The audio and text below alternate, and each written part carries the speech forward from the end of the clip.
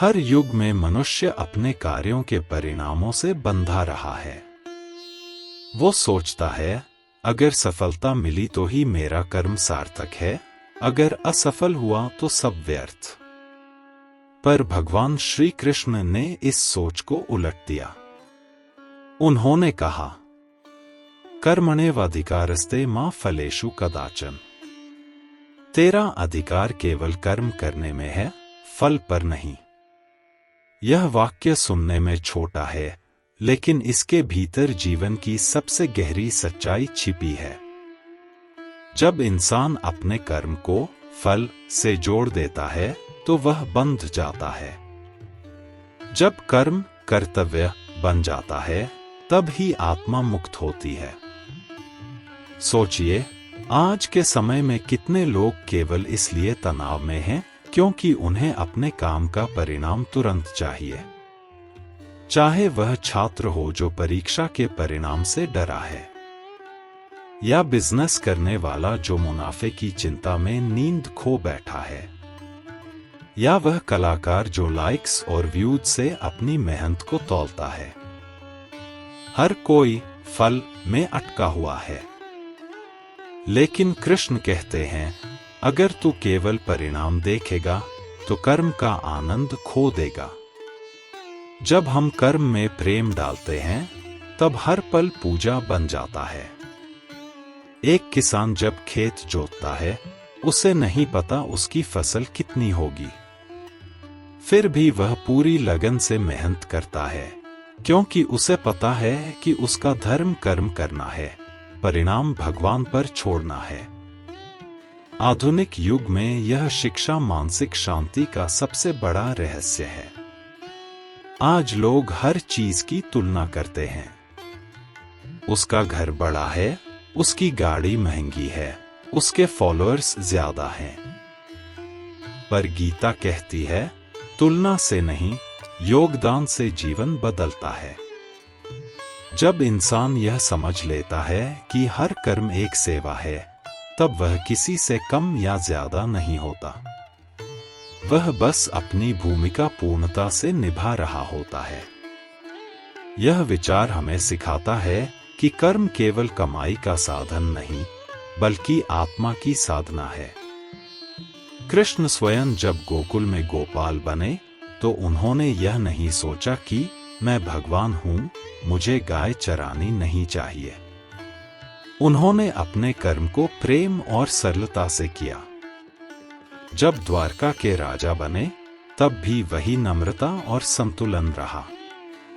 उन्होंने कभी परिणाम के लिए नहीं जिया, उन्होंने धर्म के लिए जिया। अगर हम इस विचार को अपनाएं तो जीवन के हर क्षेत्र में क्रांति आ जाएगी।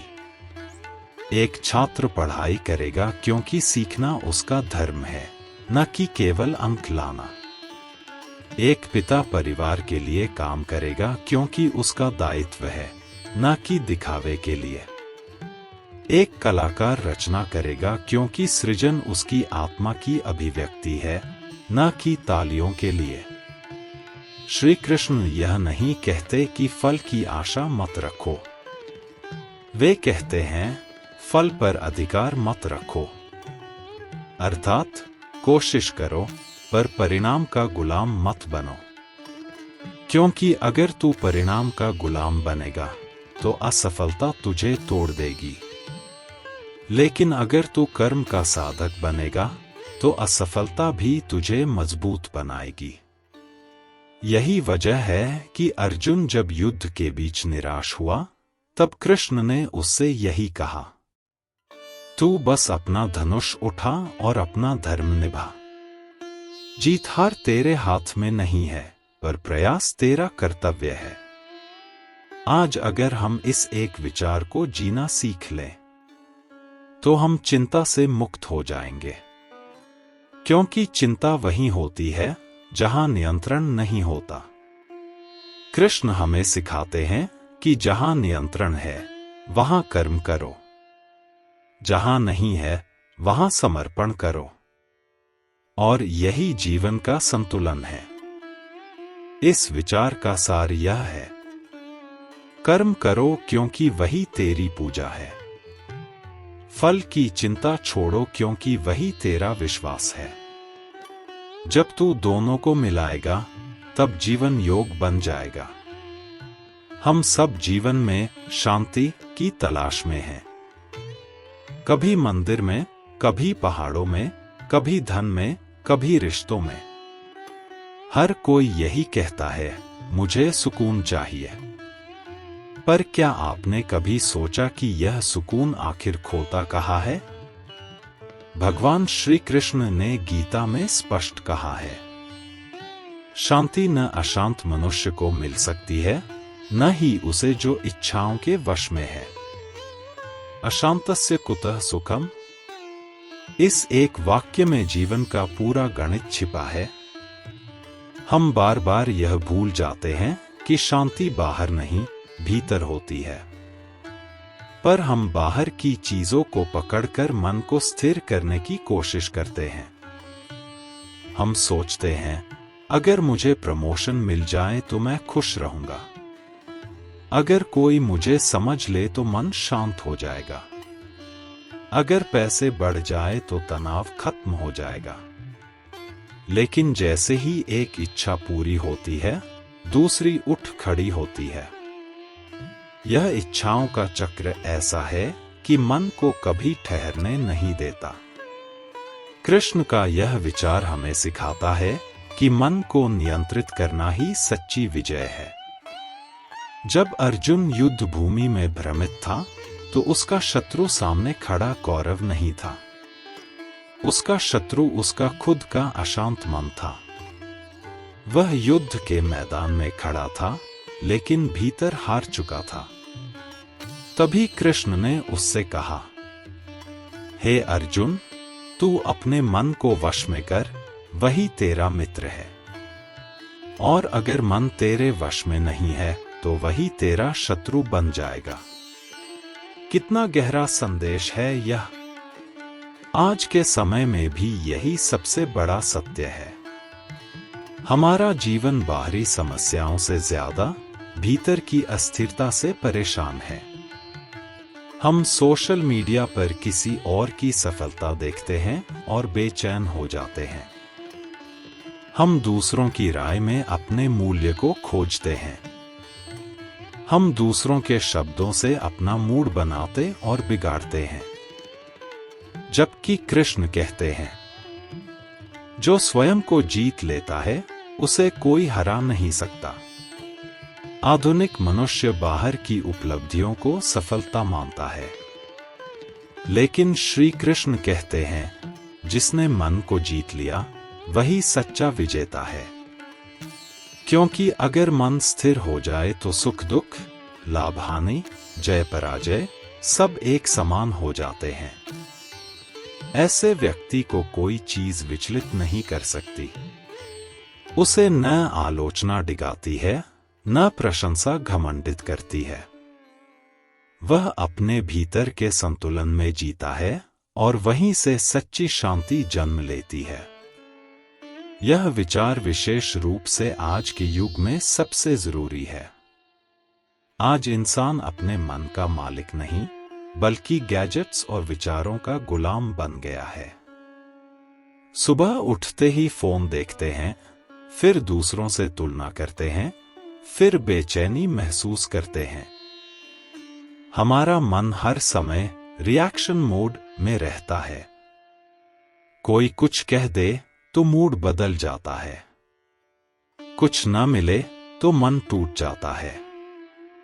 पर गीता कहती है, जो अपने मन को स्थिर कर लेता है, वह परिस्थिति को बदलने की शक्ति पा लेता है। कृष्ण कहते हैं, यदा संहरते चायं कूर्मुंगानीव सर्वशः। जिस प्रकार कछुआ अपने अंगों को अंदर समेट लेता है, वैसे ही जो व्यक्ति अपने इंद्रियों को नियंत्रित कर लेता है, वही शांत रहता है। प्रेम एक ऐसा शब्द जो हर युग में सबसे ज्यादा बोला गया, पर सबसे कम समझा गया। हर इंसान प्रेम चाहता है, पर शायद ही कोई जानता है कि सच्चा प्रेम होता क्या है। हम सोचते हैं कि प्रेम का अर्थ है मिल जाना, हमेशा साथ रहना या एक दूसरे पर अधिकार होना। लेकिन भगवान श्री कृष्ण की शिक्षा इस धारणा को पूरी तरह बदल देती है।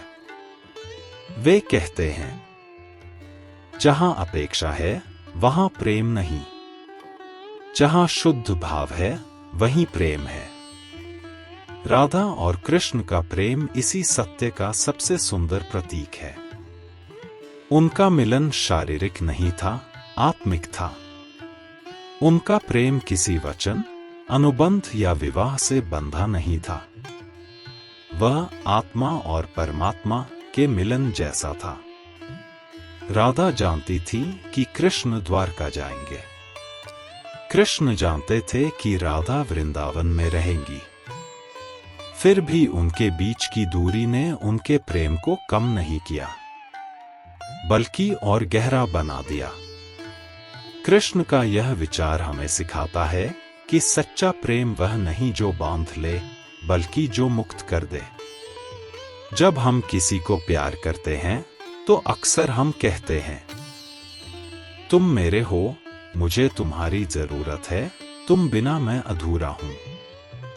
लेकिन यह प्रेम नहीं, यह आसक्ति है। प्रेम तब पवित्र बनता है जब उसमें स्वार्थ और अधिकार मिट जाता है। कृष्ण यही सिखाते हैं, जिसे तुम प्यार करते हो उसे उड़ने दो। अगर वह सच्चा है तो वह फिर भी तुम्हारे दिल में रहेगा। आज के युग में रिश्ते टूटते हैं क्योंकि प्रेम देने से ज्यादा लेने का माध्यम बन गया है। हम हर रिश्ते में यह सोचकर प्रवेश करते हैं, मुझे क्या मिलेगा। सहयोग नहीं, नियंत्रण चाहते हैं। विश्वास नहीं, प्रमाण चाहते हैं। और जब अपेक्षा पूरी नहीं होती तो हम कहते हैं प्रेम खत्म हो गया। लेकिन सच्चा प्रेम खत्म नहीं होता। वह बदलता नहीं, वह बस रूपांतरित होता है। श्री कृष्ण का यह संदेश आधुनिक संबंधों में बेहद प्रासंगिक है। उन्होंने कभी राधा से कहा नहीं, मैं तुम्हारा हूं। फिर भी पूरी सृष्टि मानती है कि कृष्ण राधा के ही हैं। क्योंकि प्रेम शब्दों से नहीं, ऊर्जा से जुड़ता है।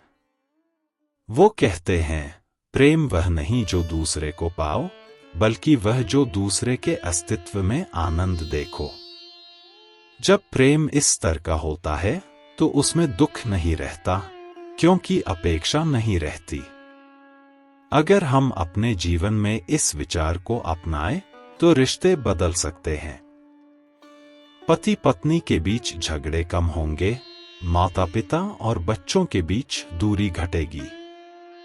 दोस्तियों में ईर्ष्या की जगह आदर आ जाएगा। क्योंकि तब हम क्यों नहीं किया की जगह क्या मैं दे सकता हूं पर ध्यान देंगे। और वहीं से प्रेम का शुद्ध स्वरूप जन्म लेता है। कृष्ण ने गीता में अर्जुन को भी यही सिखाया। जो व्यक्ति सब प्राणियों में समान भाव रखता है वही मुझ में स्थित है। सर्वभूतेषु येनैकं भावं वेमीक्षते। यह केवल रोमांटिक प्रेम नहीं, बल्कि विश्व प्रेम की शिक्षा है। कृष्ण सिखाते हैं कि प्रेम का विस्तार अपने परिवार, समाज और प्रकृति तक करो। जब तुम्हारा हृदय दूसरों की पीड़ा से द्रवित हो तो वही दिव्य प्रेम है। जब तुम किसी को बिना कारण मुस्कान देते हो तो वही कृष्ण का प्रेम है। राधा और कृष्ण का संबंध हमें यह भी सिखाता है कि दूरी प्रेम को कम नहीं करती, अहंकार करता है। राधा ने कभी शिकायत नहीं की कि कृष्ण उन्हें छोड़ गए। उन्होंने अपने भीतर कृष्ण को जिया। उन्होंने उन्हें अपने हर श्वास में महसूस किया। कृष्ण कहते हैं, सच्चा प्रेम वही है जो शरीर से नहीं, आत्मा से जुड़ता है। यही कारण है कि राधा और कृष्ण आज भी अलग होकर भी साथ हैं। अगर हम इस दृष्टि से देखें तो हर रिश्ता एक साधना बन जाता है। माँ का अपने बच्चे के लिए प्रेम, दोस्त का अपने साथी के लिए समर्पण, शिक्षक का अपने विद्यार्थी के प्रति लगाव, ये सब कृष्ण प्रेम के रूप हैं। क्योंकि जहां समर्पण है वहां ईश्वर है। कृष्ण कहते हैं, जो प्रेम करता है वह ईश्वर को जानता है, क्योंकि ईश्वर प्रेम ही है। और यही कारण है कि जब प्रेम शुद्ध हो जाता है तो वह पूजा बन जाता है। राधा ने कृष्ण को पाया नहीं, फिर भी उन्हें खोया नहीं, क्योंकि प्रेम पाने की नहीं, महसूस करने की चीज है। आधुनिक जीवन में यह संदेश बहुत आवश्यक है। आज लोग टाइम पास रिश्ते बनाते हैं, यूज एंड थ्रो मानसिकता रखते हैं। पर कृष्ण सिखाते हैं, रिश्ते उपभोग के लिए नहीं, उत्कर्ष के लिए होते हैं। अगर हम अपने हर संबंध को इस भावना से देखें कि मैं इसमें क्या योगदान दे सकता हूं, तो वही संबंध हमारे जीवन का सबसे बड़ा आशीर्वाद बन जाता है। इस विचार का सार यह है कि प्रेम अधिकार नहीं, स्वीकार है। जब हम किसी को वैसे ही स्वीकार कर लेते हैं जैसे वह है, तो हम उसके माध्यम से ईश्वर को देखने लगते हैं। और वही सच्चा प्रेम है जो किसी रूप, स्थिति या समय पर निर्भर नहीं करता। जीवन में संकट कोई नई चीज नहीं है। हर व्यक्ति के जीवन में ऐसे क्षण आते हैं जब सब कुछ अस्थिर लगता है। सफलता हाथ से फिसल रही होती है, रिश्ते टूट रहे होते हैं, स्वास्थ्य दांव पर होता है, और मन कहता है मैं अब संभाल नहीं सकता। यही वह समय था जब अर्जुन युद्ध भूमि में भय और भ्रम में डूबा था। वह देख रहा था कि उसके अपने ही लोग सामने खड़े हैं, और वह लड़ने के लिए तैयार नहीं था। उसका मन, उसके इंद्रिय और उसका विवेक सब अस्त व्यस्त थे। तभी भगवान श्री कृष्ण ने उसे जो शिक्षा दी, वही आज भी संकट के समय सबसे मूल्यवान है। वे बोले, शांत मन और स्पष्ट बुद्धि से ही तुम सही निर्णय ले सकते हो। जब सब डरते हैं, तब धैर्य और विवेक ही तुम्हारी सबसे बड़ी शक्ति है। श्री कृष्ण का यह विचार हमें यह समझाता है कि संकट बाहरी नहीं, आंतरिक विवेक की परीक्षा है। जब कठिन परिस्थितियां आती हैं, तब केवल जो व्यक्ति अपने भीतर की स्थिरता बनाए रखता है, वही सफल होता है। क्योंकि डर और घबराहट केवल भ्रम पैदा करते हैं। वे हमारी सोच को धुंधला कर देते हैं और निर्णय को गलत दिशा में ले जाते हैं। आज के समय में यह संदेश उतना ही प्रासंगिक है। कोई व्यापार असफल हो जाता है तो व्यक्ति मानसिक दबाव में आता है।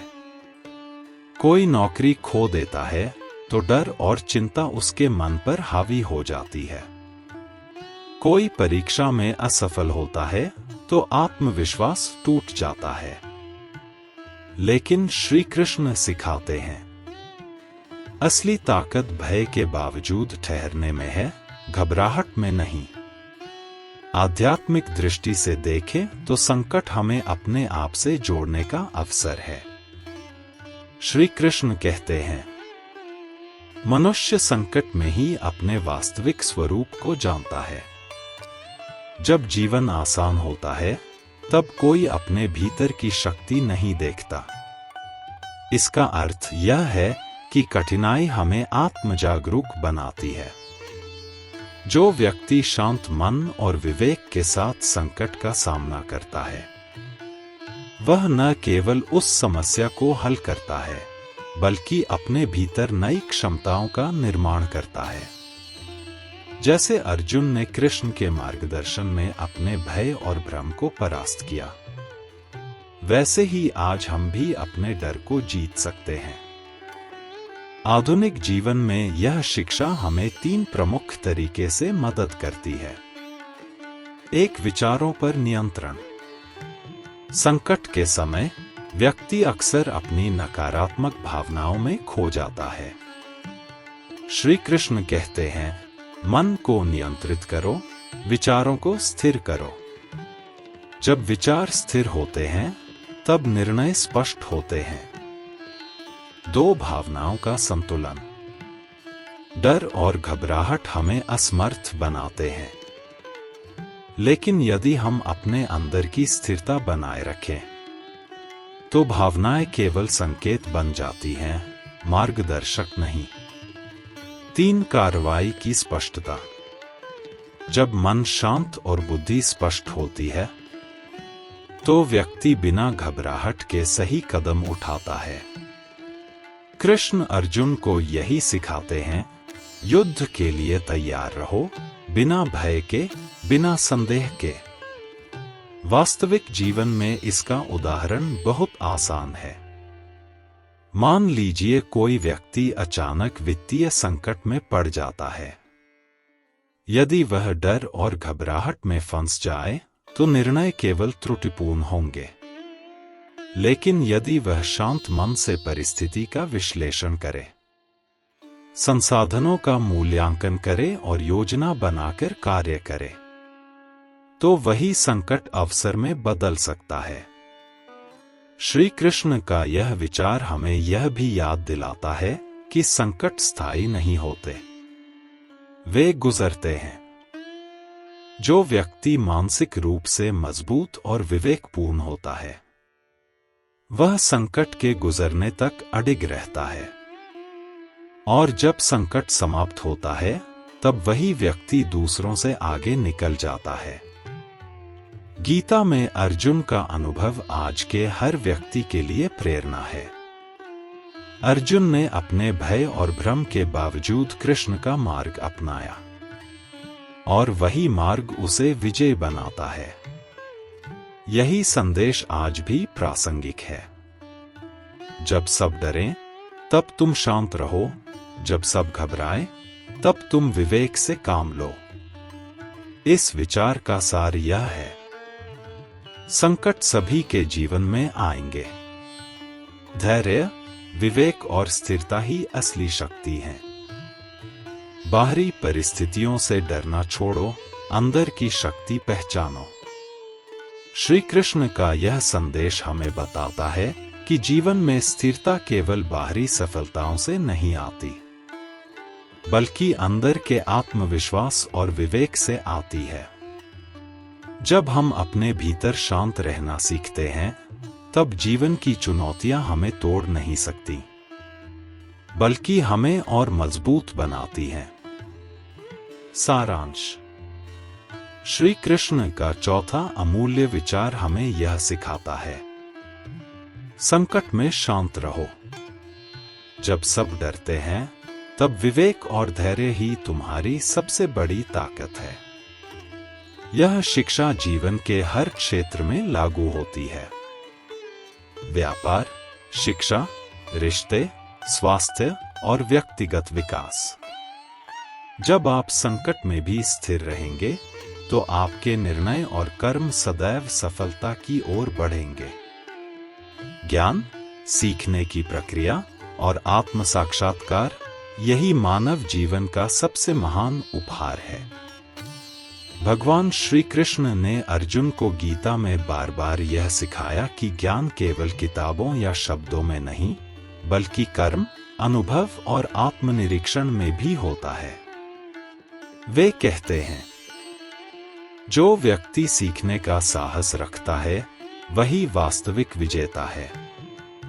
अर्जुन युद्ध भूमि में भले ही महान योद्धा था, पर उसका सबसे बड़ा लाभ यह था कि उसने स्वयं को शून्य मानकर कृष्ण से सीखना स्वीकार किया। उसने कहा, हे कृष्ण, मैं भ्रमित हूं, मुझे सही मार्ग दिखाओ। यह न केवल एक योद्धा की विनम्रता थी, बल्कि ज्ञान प्राप्ति की सबसे बड़ी कुंजी थी। आज के समय में भी यही सत्य है।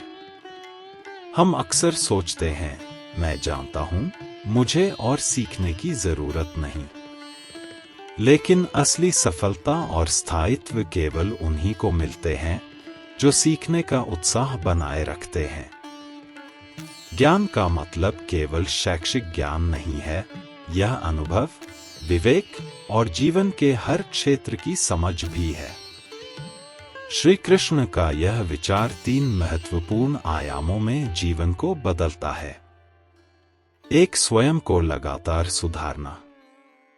व्यक्ति कभी पूर्ण नहीं होता। हर दिन कुछ नया सीखने का अवसर होता है। कोई नई कला, कोई नया कौशल, कोई नया दृष्टिकोण। कृष्ण सिखाते हैं कि हर अनुभव, चाहे सुखद हो या दुखद, हमें सीखने का अवसर देता है। जो व्यक्ति अनुभव से सीखता है, वही जीवन में स्थिर और सक्षम बनता है। 2. विनम्रता बनाए रखना।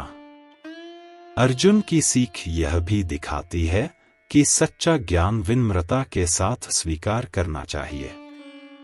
जो व्यक्ति अपने ज्ञान पर घमंड करता है, वह अंधकार में फंस जाता है। लेकिन जो अपने ज्ञान को सीमित समझता है और निरंतर सीखने का प्रयास करता है, वही आगे बढ़ता है। 3. ज्ञान को कर्म में बदलना। श्री कृष्ण कहते हैं कि ज्ञान केवल अध्ययन करने से नहीं आता। वह तभी फल देता है जब हम इसे अपने जीवन में लागू करें। कर्म और ज्ञान का मेल ही जीवन को सार्थक बनाता है। अगर आप पढ़ते हैं, समझते हैं, पर जीवन में लागू नहीं करते, तो ज्ञान अधूरा है।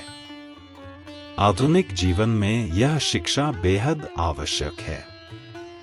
आज लोग तेजी से बदलाव के दौर में जी रहे हैं। नई तकनीकें, नए विचार, नई सामाजिक चुनौतियां, हर रोज कुछ नया सीखने की जरूरत होती है। जो व्यक्ति ज्ञान को अपडेट नहीं करता, वह पीछे रह जाता है। श्री कृष्ण का यह विचार कहता है, सदैव सीखते रहो, हर परिस्थिति से ज्ञान प्राप्त करो और अपने कर्मों में उसे लागू करो। जीवन में असली विजेता वही है जो कभी सीखना बंद नहीं करता। भले ही वह किसी परीक्षा में फेल हो जाए, किसी व्यवसाय में असफल हो जाए, पर जिसने अपने अनुभव से सीखने का साहस रखा, वह हमेशा जीवन में सफल होता है। श्री कृष्ण का यह संदेश हमें यह भी याद दिलाता है कि ज्ञान की कोई सीमा नहीं है। हम जितना सीखते हैं, उतना ही हमें लगता है कि और सीखना बाकी है। यह सीखने की अनंत यात्रा ही हमें जीवन में गतिशील, उत्साहित और सशक्त बनाती है। उदाहरण के लिए, अगर हम महात्मा गांधी या स्टीव जॉब्स की जीवन यात्रा देखें, तो पाएंगे कि उन्होंने निरंतर सीखने और खुद को सुधारने की प्रक्रिया जारी रखी। वास्तविक विजेता वही है जो अपने ज्ञान और अनुभव को जीवन के हर क्षण में निखारता रहता है। श्री कृष्ण ने अर्जुन को यह भी सिखाया कि ज्ञान केवल व्यक्तिगत लाभ के लिए नहीं होना चाहिए। सच्चा ज्ञान दूसरों की भलाई और समाज की उन्नति में लगाया जाना चाहिए। जब ज्ञान का उद्देश्य सेवा और सच्चाई बन जाता है, तब वही ज्ञान वास्तविक, स्थायी और दिव्य बन जाता है। इस विचार का सार यह है, ज्ञान कभी खत्म नहीं होता, सीखना जीवन का मूल उद्देश्य है। विनम्रता और अनुभव के साथ ज्ञान प्राप्त करना सर्वोत्तम मार्ग है। ज्ञान को केवल पढ़ने या सुनने तक सीमित न रखें, उसे कर्म और जीवन में लागू करें। श्री कृष्ण का यह 5वां विचार हमें यह सिखाता है कि सीखना ही सबसे बड़ा विजयीपन है। जब हम जीवन में हर अनुभव से सीखते हैं, जब हम ज्ञान को अपने कर्म में बदलते हैं, और जब हम विनम्रता से सीखते रहते हैं, तो हम न केवल अपने जीवन में सफल होते हैं बल्कि दूसरों के लिए भी प्रेरणा बनते हैं। सारांश। श्री कृष्ण का 5वां अमूल्य विचार हमें यह बताता है, ज्ञान की खोज कभी खत्म नहीं होती। जो सीखते रहते हैं वही जीवन के सच्चे विजेता हैं। जीवन में अक्सर ऐसे क्षण आते हैं जब निर्णय लेना कठिन हो जाता है। हमें पता होता है कि क्या सही है, क्या गलत है, लेकिन उस सही मार्ग पर चलना आसान नहीं होता। कभी कभी सही निर्णय लेने में हमें व्यक्तिगत नुकसान, आलोचना, असफलता या सामाजिक दबाव का सामना करना पड़ता है। यही समय है जब मानव का चरित्र और साहस परीक्षा में डाला जाता है। भगवान श्री कृष्ण ने अर्जुन को यही शिक्षा दी कि सत्य और धर्म का पालन करना ही जीवन की सबसे बड़ी शक्ति है। वे कहते हैं, जो व्यक्ति धर्म और सत्य के मार्ग पर अडिग रहता है, चाहे राह कितनी भी कठिन क्यों न हो, वही वास्तविक विजेता है। अर्जुन के जीवन में यह स्थिति तब आई जब उन्हें अपने ही रिश्तेदारों और गुरु के खिलाफ युद्ध करना पड़ा। उनका मन डर और उलझन से भर गया, लेकिन कृष्ण ने उन्हें समझाया कि कर्तव्य और धर्म से भागना, भले ही वह आसान लगे, असत्य और कमजोरी का मार्ग है। सच्चाई और धर्म का पालन करना कठिन है, लेकिन यह वही मार्ग है जो स्थायी शक्ति और सम्मान देता है। आज के युग में भी यह शिक्षा अत्यंत प्रासंगिक है। हमारे सामने भी रोजमर्रा की चुनौतियां आती हैं। सत्य बोलना, सही काम करना, अपने मूल्यों के साथ खड़ा रहना, और अक्सर इन मार्गों पर चलना कठिन होता है। कई बार हमें लगता है कि अगर हम झूठ बोल लें या समझौता कर लें तो जीवन आसान हो जाएगा।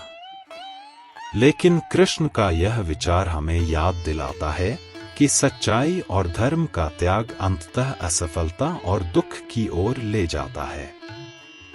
धर्म और सत्य का पालन केवल बाहरी नियमों का पालन नहीं है। यह आत्मिक स्थिरता, नैतिक साहस और विवेक का मेल है। जब व्यक्ति अपने भीतर स्थिर होता है, जब वह जानता है कि सही क्या है और उसे निभाने का साहस रखता है, तो बाहरी दबाव उसे विचलित नहीं कर सकते। कृष्ण का यह संदेश 3 मुख्य आयामों में जीवन को बदलता है। एक, आत्मसम्मान और शांति। सत्य और धर्म का पालन करने वाला व्यक्ति बाहरी परिस्थितियों पर निर्भर नहीं होता। उसका आत्मसम्मान और आंतरिक शांति कभी प्रभावित नहीं होती। यह स्थिरता ही उसे कठिनाइयों में भी दृढ़ बनाती है। 2, सामाजिक और व्यक्तिगत शक्ति। कृष्ण कहते हैं कि धर्म और सत्य का पालन केवल व्यक्तिगत लाभ के लिए नहीं, बल्कि समाज के लिए भी आवश्यक है।